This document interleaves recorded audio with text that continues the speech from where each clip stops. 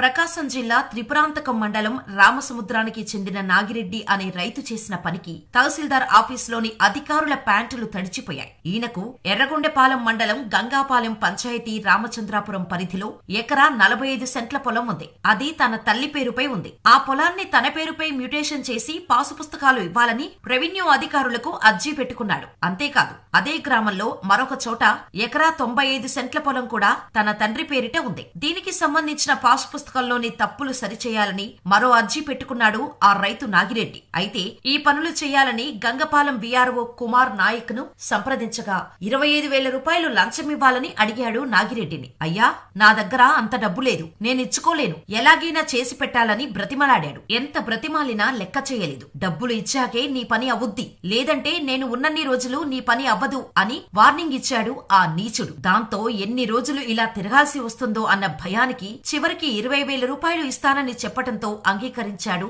ఆ వీఆర్ఓ. మొదటి నుండి నాగిరెడ్డికి లంచమివ్వటం చాలా కష్టం. కానీ లంచమివ్వకపోతే పని చేసి పెట్టేలా లేరు. ఏం చేయాలి అని ఆలోచిస్తున్న టైంలో ఓ అద్భుతమైన ఐడియా వచ్చింది. సార్, ఫలానా అధికారి నా పని చేసి పెట్టామంటే నన్ను లంచం అడుగుతున్నాడు, డబ్బులు ఇవ్వకపోతే పని చేయమంటున్నారు, మీరే ఎలాగైనా యాక్షన్ తీసుకొని పని చేసి పెట్టండి సారు అని డైరెక్ట్ గా ఏసీబీ అధికారులకు ఫిర్యాదు చేసి తన గోడు చెప్పుకున్నాడు రైతు. దాంతో వీఆర్ఓను ట్రాప్ చేసేందుకు ఏసీబీ అధికారుల స్కెచ్ లో భాగంగా రైతు నాగిరెడ్డి డబ్బు తీసుకుని తహసీల్దార్ కార్యాలయానికి వెళ్లారు. అయితే అక్కడే తహసీల్దార్ ఆఫీస్ ఆవరణలో చెట్ల దగ్గర ఉన్న వీఆర్ఓ కుమార్ నాయక్ కు 20,000 రూపాయలు ఇవ్వబోయాడా నాగిరెడ్డి. కానీ వీఆర్ఓ మాత్రం ఆ డబ్బు మొత్తాన్ని పక్కనే ఉన్న వీఆర్ఏ జానీ భాషకు ఇవ్వాలని చెప్పడంతో ఆ రైతు వీఆర్ఏ దగ్గరకు వెళ్లారు. నాగిరెడ్డి వీఆర్ఏకు డబ్బులు ఇవ్వబోగా అతను ఆ పక్కనే ఉన్న స్నేహితుడు చింతల చెరువు వెంకటేశ్వరరెడ్డికి ఇవ్వాలని చెప్పడంతో చివరికి వెంకటేశ్వరరెడ్డి ఆ డబ్బులు తీసుకుని జేబులో పెట్టుకున్నారు. అయితే ఇదంతా అక్కడే మారువేషంలో లుంగీలు కట్టుకుని రుమాలు చుట్టుకొని సాధారణ